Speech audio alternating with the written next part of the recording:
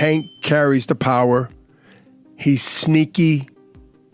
Explosive. Yeah, he sets traps, and he's got ridiculous one-punch knockout power, too. He's just such an interesting fighter because his style is so different from everybody else. He's so conservative in the early rounds, throws so few punches, and he lets you work. He lets you work, and you're backing up, and you're always afraid of that power, and he's just moving in, trying to find that opening where he just gets in there on you. Nah, I'm not shocked. I mean, his last fight when he fought Lamont, Jake Paul was at the fight. He told y'all he was going to fight somebody like Jake Paul, so I'm not shocked. Joe Rogan has issued a stern warning to Jake Paul ahead of his potential showdown with Gervonta Tank Davis. On a recent podcast, Rogan cautioned that stepping in the ring with a proven knockout artist like Davis is an entirely different level compared to the opponents Paul has faced so far. While Rogan acknowledged Jake's dedication and steady improvement as a boxer, he stressed that Tank's speed, power, and high fight IQ could quickly expose Paul's weaknesses. Gervonta Tank Davis in an exhibition bout this November. The fight will be taking place in Atlanta between the cruiserweight and the 135-pounder. Nearly a 100-pound difference between the two guys. This is absolutely insane. Let me know what you guys think about this in the comments down. For Rogan, this matchup isn't just another celebrity exhibition. It's a dangerous fight that could end badly if Paul underestimates the challenge. During the discussion with comedian Ali Sadiq, Rogan broke down Davis's devastating 7th-round knockout of Ryan Garcia, pointing out the immense power Tank generates despite his smaller frame. Rogan noted, "It's crazy. There's nothing extraordinary about his physique, but the strength he carries..." And it's like patience. Yes. Yeah. The Leo Santa Cruz fight was really something for me because Leo Santa Cruz is a technician. He's great, Mexican style, but he's also a technician. And that fight was very close before Tank stopped him. Yeah. But he has that power that can end it. Well, he finds these openings, and he sees them, but he doesn't go after them right away.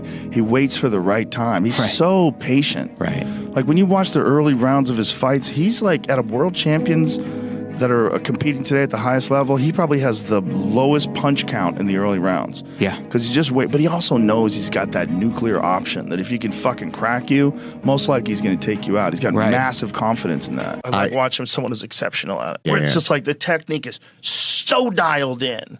Yeah. You know, there's guys that like Gervonta Davis is like that. Their technique's so dialed in that when you watch them uncork, it's like, oh my God, the efficiency of it. And so I was just a giant fan of the guy. I just loved as a person who like really enjoyed technique. I like watching someone who's exceptional. He highlighted Tank's aggressive style, which makes him one of the most intimidating fighters in boxing to date at the same time. Rogan gave Paul credit, calling his rise in the sport genius. He recognized that Jake has transitioned from YouTuber to legitimate boxer, showing real skills, ring IQ, and marketing savvy that keep him in the spotlight and owning big paydays. Still, Rogan was clear, fighting a seasoned pro like Davis is an entirely different challenge.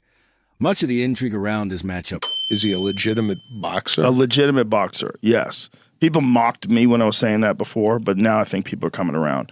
And the way I look at it, I say, if this kid was not a YouTuber, if he wasn't some guy that you knew from the time he was like 16 years old on YouTube, and you just saw him box, and you saw him knock out former UFC champions, you saw him beat legitimate boxers, or beat athletes, and beat a bunch of MMA fighters, you'd go, this kid can fucking fight. He knows how to fight. Like, it's not, nothing he's doing looks wrong. He's not like sticking his head straight up in the air and winging punches with his eyes closed. He's fighting well. He looks good. And if he was just an up-and-coming boxer that was this exciting, like highly promotable, like really good at selling fights, you'd be like, this kid's the future. He's really something special.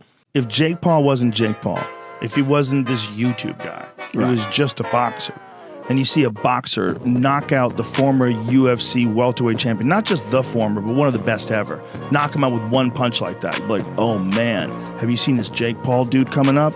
He's fucking for real. Because nothing about watching him fight, to me, screams like he's in over his head. Nothing. Physical contrast. Jake Paul, standing 6 feet 1 inch and weighing about 199 pounds, fights in the cruiserweight division. Davis, on the other hand, is just 5'5" 1/2 and typically competes at 135 pounds as a WBA lightweight champion. Former world champion Sean Porter has made a bold prediction ahead of Jake Paul's clash with Gervonta Tank Davis, confidently backing Davis to win by knockout. I'm betting on Tank.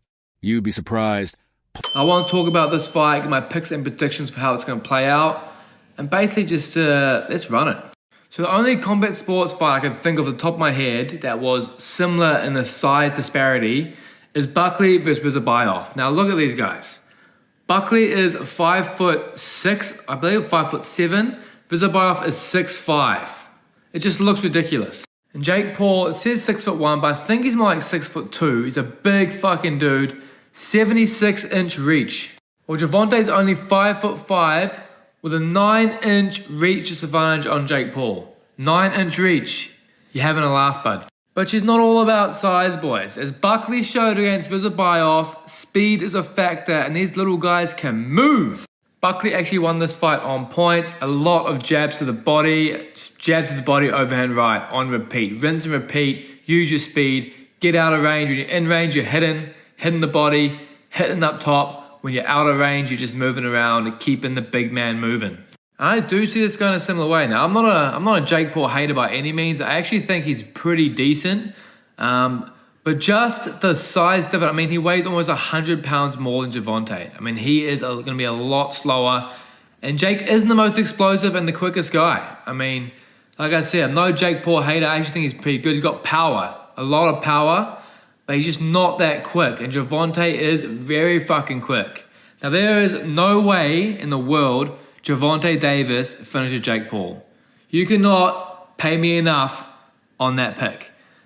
But Gervonta Davis on points, I think is basically signed, sealed, delivered. It's going to be jab to the body, move. Jab to the body and move. And jab to the body again and move. It's all it's going to be. So if you're paying for this fight, I mean, I think it's on Netflix, so most of us should be locked and loaded. But if you're going any way to pay for this one, don't even bother. It's going to be boring as fuck. It's going to be Gervonta jabbing the body and Jake Paul missing overhands. That's what this fight's going to be. And it's going to be, I don't know, it's going to be 120 to 100 in favor of the little man. 5'5", 63-inch reach. Pointing to Davis' speed, elite boxing IQ, and knockout power as weapons that could neutralize Paul's size advantage, analysts across the sport largely agree. For them, Davis' proven skill set far outweighs Paul's physical attributes. Still, the fight has split opinion within boxing circles. Some insiders argue that the matchup undermines the sport's integrity, while others acknowledge its undeniable financial and promotional appeal. The fight's announcement drew immediate attention, with a 60-pound weight difference between the two fighters standing out as the most shocking factor. On the herd with Colin Cowherd, DC described the bout as feeling more spectacle than boxing. Yet, despite the size gap, he still called Davis the betting favorite, citing the lightweight champion's elite skills over Paul's promotional clout. Meanwhile, UFC legend Georges St. Pierre offered Paul a word of caution ahead of his bout with Julio Cesar Chavez Jr. drawing from his own career. St. Pierre warned Paul not to obsess over avenging his loss. Much smaller. I think Jake Paul has sort of plateaued as far as his boxing is concerned. It's rather low level. He's big, he's physical, he's strong, he can hit. So there is that risk. Davis, at lightweight, you're in a moment where it's too physical for you. You can clinch. Against the heavyweight, where you clinching? You ain't getting out of that corner just clinching anymore if you run out of space. You know what I mean? So it's interesting. But Davis, listen, there's a lot of talking points that I'm sure we'll get into when this gets closer to the fight. Davis can still punch at lightweight. Can he drop a heavyweight? There's a lot to gain there, right? If Davis knocks the answer is yes. If Davis drops Jake on his ass, as much as Davis is the one with more to lose, it's still a highlight moment. A visual that will stay forever. Yeah. But if you get dropped, even if you're smaller, you're still a world champion, multiple weight classes. If you get dropped, what's the look? What's the feel? On the inside as boxers, me and, Chris Algieri, the champ, even you, Jimmy, you have fight experience. So we know that the risk is a big guy that big hits you're probably going down if you're a small guy, if he hits you clean. So we know the risk, but how does it look to the public eye who don't understand that? You know what I mean? The public. So there is a lot to lose, though. There's a bit to gain. I wouldn't necessarily have an issue with this had Davis's career arc been one that benefited boxing. Davis was manufactured and put into a position where he's supposed to benefit boxing. And I don't think he has. I think he's hurt boxing. So by giving him this reward, that's my problem. Why are we watching this? Why don't you make him earn his spot that he still hasn't earned, mind you? All right, so it looks like it's official that Jake Paul is going to be fighting Tank Davis. So pretty crazy considering Jake Paul is 6'1", 220 walking around, and Tank Davis is 5'5", and I think he's 140 walking around. So we're talking about 80-pound weight difference and then 8 inches of height. You know, everyone's been telling Jake Paul that he needs to fight real fighters in their prime. And Gervonta Tank Davis is in his prime and one of the best fighters out there. But calling Howe dwelling on defeat after his shocking upset against Matt Serra proved counterproductive. That said, St-Pierre has also praised Paul's boxing growth. Following Paul's victory over Anderson Silva, GSP highlighted his discipline, sharp body shots, tight defense, and high ring IQ. He further credited Paul's work ethic and business acumen, noting that the Paul brothers are great athletes who capitalize on the social media era. However, he stopped short of labeling Jake among boxing's true elite. The 60-pound weight gap between Jake Paul and Gervonta Davis has sparked serious concerns about fairness and safety. Still, both fighters have reportedly agreed to move forward with the exhibition, with Paul expected to cut down to 195 pounds in an attempt to even the playing field. For Davis, the real risk is reputational rather than physical. Losing to Paul, a fighter with a 12-1. It won't change much after being in the ring with Terrence. I would imagine that Terrence will be the sharpest, but that boy Tank is sharp. What do you think? Will Tank Davis knock out Jake Paul? That's a question that many people are asking now that they're actually set to fight November 14th. Most people think that the weight disadvantage is going to play a major role in how this fight's going to turn out. Personally, I could kind of see a knockout. We already saw how Logan Paul and Floyd Mayweather did, and that was like the same type of weight difference, I believe. Also, on top of that, any punch could be a knockout shot. It just has to be placed well with time, and we know that Tank has explosiveness and amazing timing and accuracy. So at the end of the day, it's always possible. But do I think that's going to happen? Probably not. I think it's just going to be another Jake Paul decision fest match. I don't think that anything super exciting is going to happen, but it is kind of interesting to think about.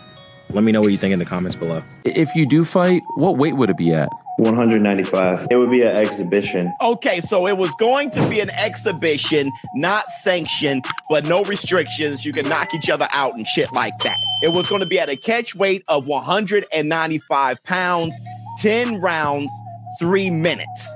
I've been trying to figure this out. Why was I a Tank hater for wanting to see Tank go up 5 pounds to get some smoke with like Teofimo Lopez or something? I just wanted to see him go up 5 pounds and fight Teofimo Lopez. And all of you are saying, you want Tank hurt, Showbiz. You a hater. You want him hurt. Then I'm convinced, okay, he's too small, but he can fight Jake at 195. Experience could damage his standing among fans and boxing purists.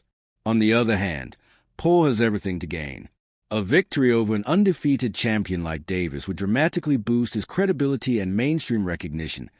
Not everyone believes the matchup belongs in professional boxing. Critics, including Ryan Garcia, have questioned its legitimacy, comparing it to scripted wrestling rather than a true sporting contest. Garcia mocked the idea of Davis bulking up near 195 pounds, calling it delusional, and warned that boxing is shifting away from competitive merit toward popularity-driven spectacles. In his view, the sport's integrity is being eroded day by day as promoters chase money fights over meaningful matchups. Despite the controversy, anticipation for the fight remains high. Netflix has secured global streaming rights, ensuring the bout will reach a massive audience. Hey, Davis, I'm serious. It's real. 199 in Paul's last fight, 133.8 for Davis in his last fight. I discussed that and so much more at 5 p.m. Eastern, 2 p.m. Pacific at my YouTube channel. The link will be in my bio. But hey, I thought he was going to fight Anthony Joshua. How do you end up from Anthony Joshua to Tank Davis? I discuss. My brother has an 11-1 boxing record. The one came from a guy by the name of Tommy Fury. Yeah, watch that fight. Jake, obviously, super hungry kid, wants to avenge that loss, but Tommy won't take the fight. When I lost to Matt Serra, I was obsessed of revenge. So one of the sport psychologists, he made me take a brick and wrote the name Sarah on it. So he made me carry a freaking brick in my training bag until the point I couldn't take it anymore. He made me go to the Saint Laurent River and he made me throw the brick. When I did this, it kind of releases me. But my point is that it's awful and it must stink like fucking crazy, but you need to focus on the next task.